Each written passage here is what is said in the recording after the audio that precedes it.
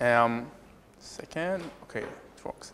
Okay, so thank you very much for coming. Today I'm going to present to you a research that we've conducted on OEMs code. So the agenda for today, first we'll talk about OEMs in general, their position in the Android ecosystem, how they affect our devices, and the differences between the OEMs. Then we will analyze two different zero-day vulnerabilities that we found in OEM code. And finally, we will give out conclusions and see how we go further from here. So just a little bit about myself. My name is Donenfeld. I've been a security researcher for years, both in the mobile and in the PC field. I've mainly done vulnerability assessment and exploitation. Currently, I work at Checkpoint Software Technologies as a security researcher for Android. And in my free time, I also study German. So let's talk about our devices. What do we actually get when we buy a new Android device? So first we have the Linux kernel with a few modifications for Android, like the binder, wake locks, power management modifications.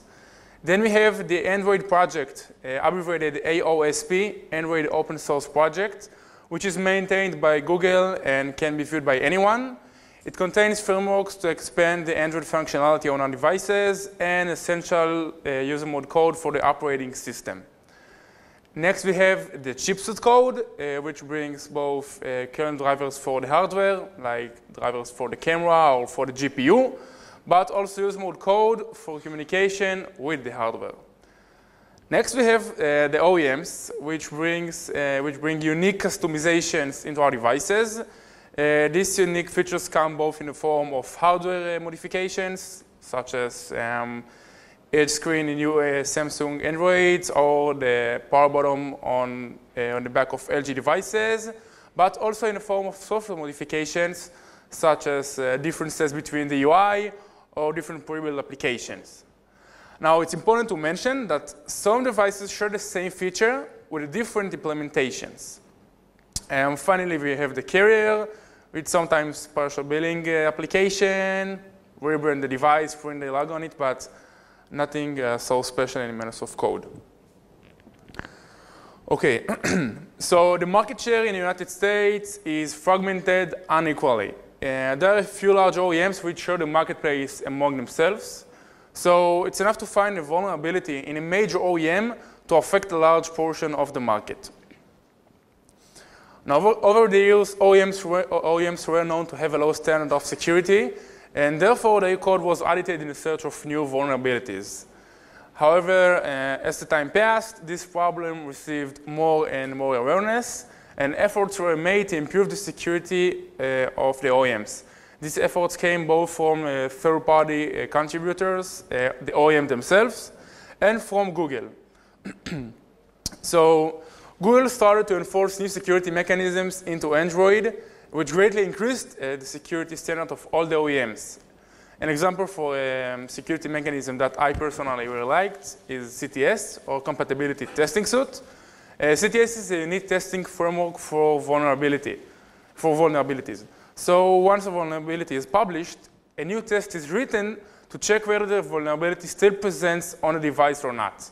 Now, all the devices must pass this test, and if they don't pass it, they won't receive a certification from Google, and therefore they will lack many essential features like Google Play, Google Hangouts, and many other features.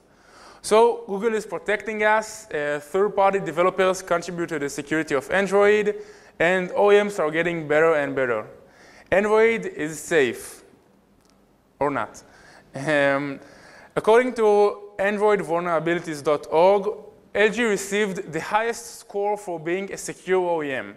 We decided to see whether this score is justified or not. So we started a short bug hunting project on LG devices. So when we want to attack a mobile device, there are two main attack vectors that we have: local attacks vector and remote attacks vector. Local attacks vector means that I have an application installed on a device, and using a vulnerability, I can elevate my privileges to gain capabilities which I'm not supposed to get. For instance, a tic-tac-toe game or an innocent flashlight application. are not supposed to be able to read our contact list or our call history. Now, it's for the local attacks. Remote attacks vector means that I have a unique identifier of a device. It can be a phone number, IMEI, it can be IMSI, it can even be an email address that is associated with the device.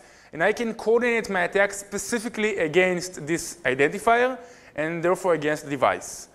Now, usually the user interaction in this kind of attacks is from minimal to nothing, and therefore this attack vector is considered much more dangerous. However, with that said, these attacks are much more complicated, and therefore they are not so common. So let's start with the local attacks. We start with the point that we have an application installed on a device. And there are many ideas that we can work on from this point. For example, privileged services that have no bind permission, native memory corruptions, non-startup services like Unix sockets that accept connections and can be attacked, and there are many others. So let's talk about bind permissions. Android allows applications to export functionality to other apps using services. But obviously, an app will not want everyone to access its sometimes privileged capabilities. So the bind permission feature allows applications to restrict the use of this exported functionality. Now, this feature is used both by Android native apps, OEM internal services, and even by third-party applications. An example for use of this service, let's say that you want to read the call history of the phone or the contact list. The service that provides this information is protected by a bind permission. So only if you have the newest permission, only if you have the specific permission, you can access and read this data. So how does this actually work on a device? Let's take Facebook and Messenger, for example. Facebook exports a service called cross-process logout service that allows other applications to log the user out from Facebook. Now, let's say that we use Messenger and we log out from Messenger. Messenger will attempt to connect to this service, use its capability and functionality, and log out the user also from the main Facebook app. However, if we are a flashlight application, we're not supposed to be able to access this service. So what happens if we try to access it? We get a permission denied exception. How do we obtain this permission? In order to get it, we have to be signed by the same developer key like Facebook's key. So since Facebook and Messenger do share the same key, Messenger can obtain this permission and access this service. So with this in mind, time to start research. So we decided to go for all the LG applications that export some sort of functionality, but does not protect this functionality using bind permissions. Now this is common because not all the exported functionality is privileged, so it doesn't always have to be protected by bind permissions.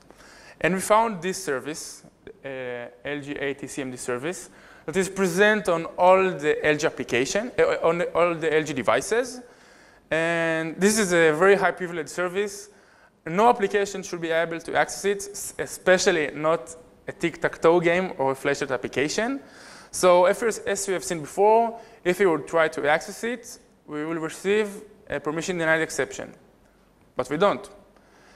Any application, regardless of its origin, of its permission, can access this service, use its high capabilities, and attack this system. So what can we actually do once we are connected to this service? We can start communicating with ATD or ATDemon. So what is ATDemon? ATDemon is a user mode daemon written by Qualcomm and therefore present on all Qualcomm-based devices. Now it's a high privilege daemon, and unfortunately there is no source code available for this, so we had to reverse engineer it to understand how to communicate with it. Now it's the main gateway communication to the firmware. We're talking mainly about the network, so Wi-Fi, Bluetooth, GSM modem, but also to something called Mini OS, which is an internal interface to test the device. And the most important thing about it, it receives commands from LG ATCMD service, which we are connected to, thanks to the missing bind permission.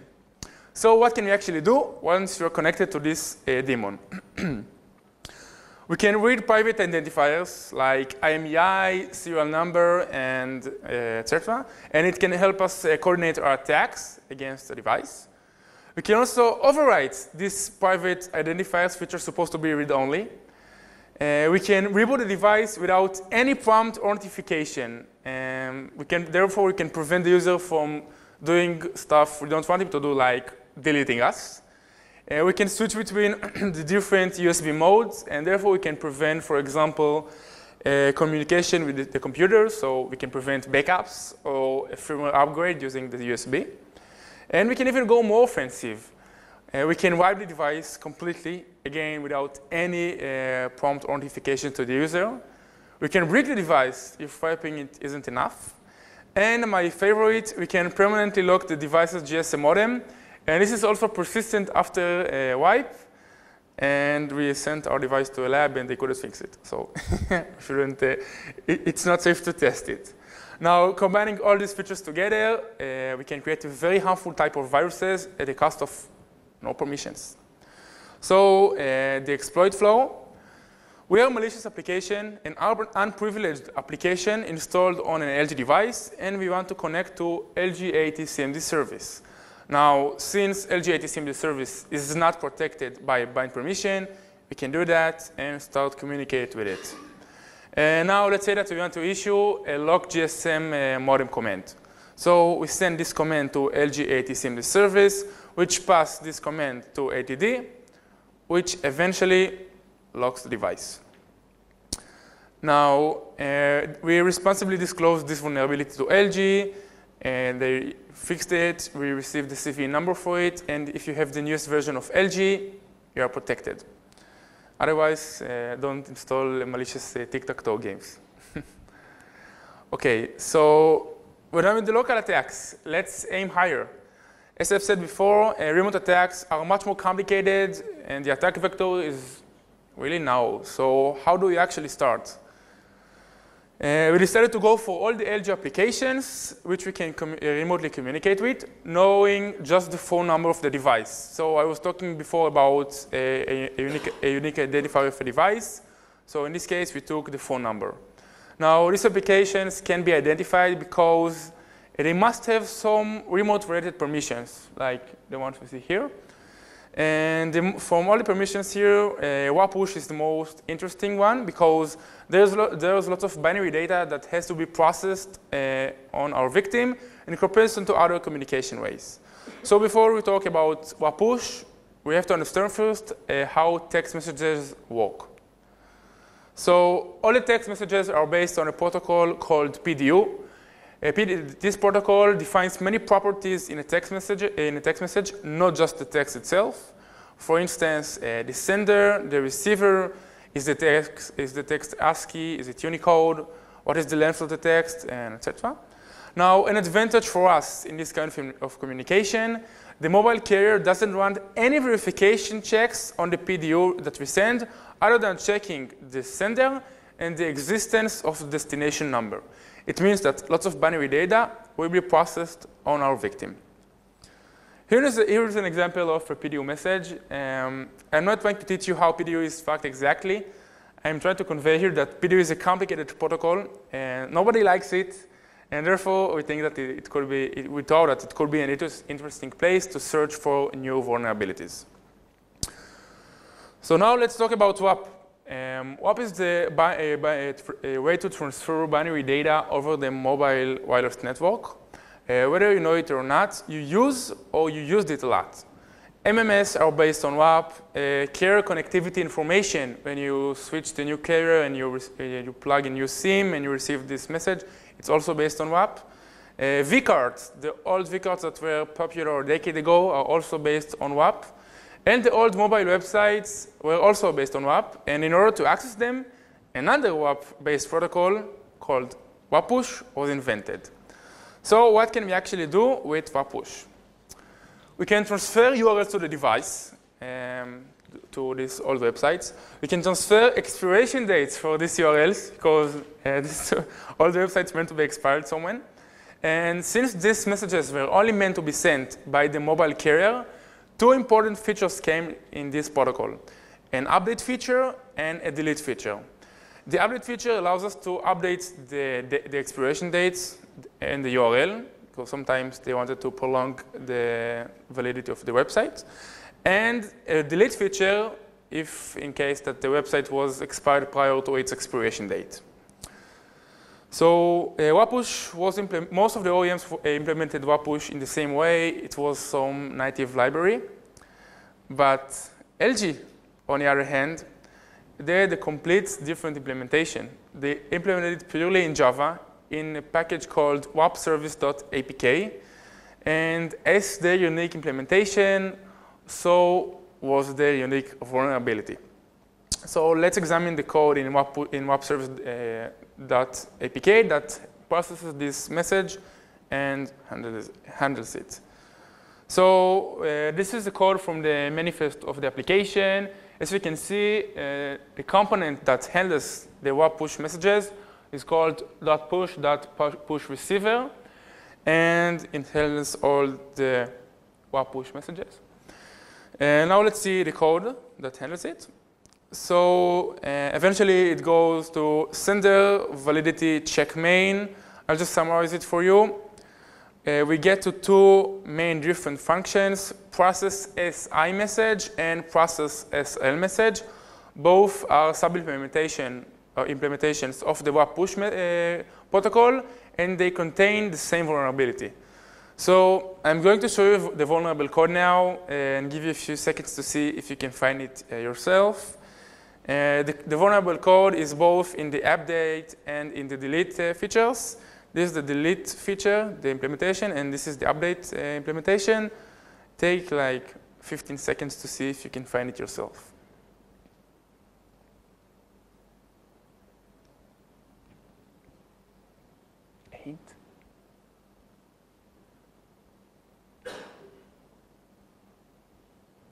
Okay, so pushhandler.siid is the unique identifier of the message. And if we don't supply any unique identifier, our URL becomes the identifier. Now, what happens if I send this URL? So there is a SQL injection vulnerability which can remotely be exploited. We can delete or update any text message on the device, even if it's not a WAPush message, sorry, and even if we didn't send it. So any text message on the device. So how do we exploit this vulnerability? In order to send the update or the delete message, the device must already have a pre-existing WAPush message. Now, we don't want to take any risk, so we will first send a normal WAPush message. Now we're sure that there is a WAPush message on the device, so we can send our malicious update or delete message against any existing normal message. So we do that, and then we update or delete any content that we want. Now, we responsibly also disclosed this vulnerability to LG. We received the CV number for it. They fixed it, and unless you have the newest version of LG, I can start deleting your text messages right now. So let's see a demo of the exploit. Now we're going to see the delete primitive. So on the right, we have the victim. We just have to know the phone number of the victim, and the victim has to be connected to a GSM network, so any SIM will do the job. And the attacker is on the left. The attacker is connected to a GSM modem, so we can send raw PDUs to the device. So as I've said before, the device must already have a WAPush message, so let's just send one.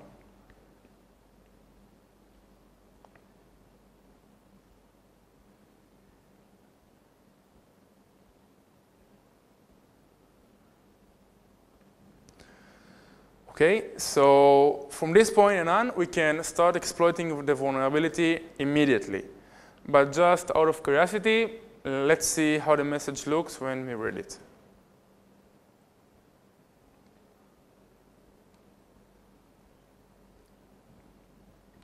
Okay, so service message, since this protocol was mainly intended to be used by the mobile carrier, there is no phone number here.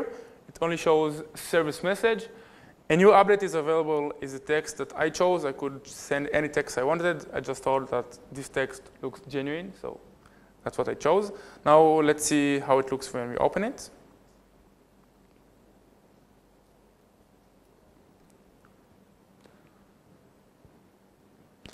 So obviously, you won't receive a phone update from mitre.org. Again, I can choose the URL, and now once we know that there is a WAP push message on the device, let's start deleting some messages.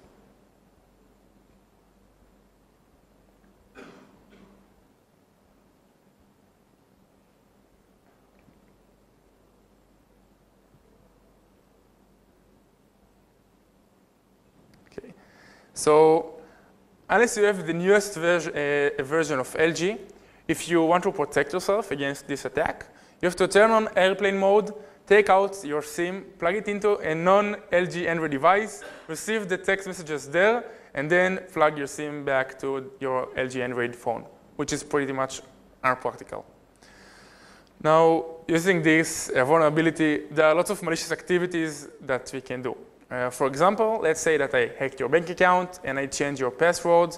So I can just delete this your bank account password has been changed message that you usually receive.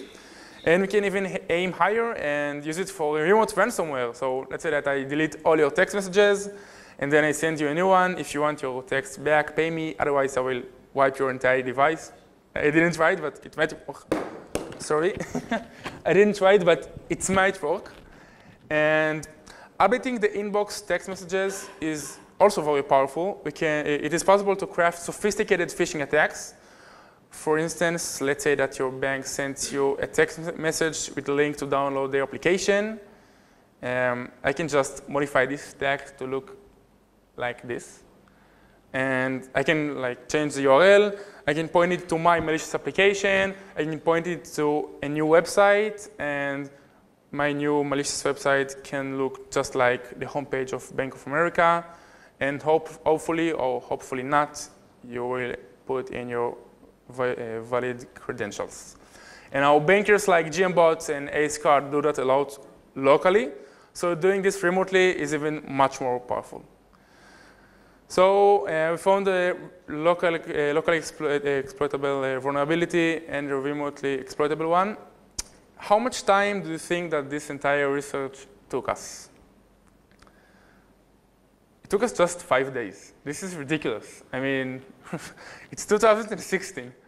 OEMs are still not doing a good job enough securing their devices, and unfortunately, we still can't trust them, and a better solution for security is still required.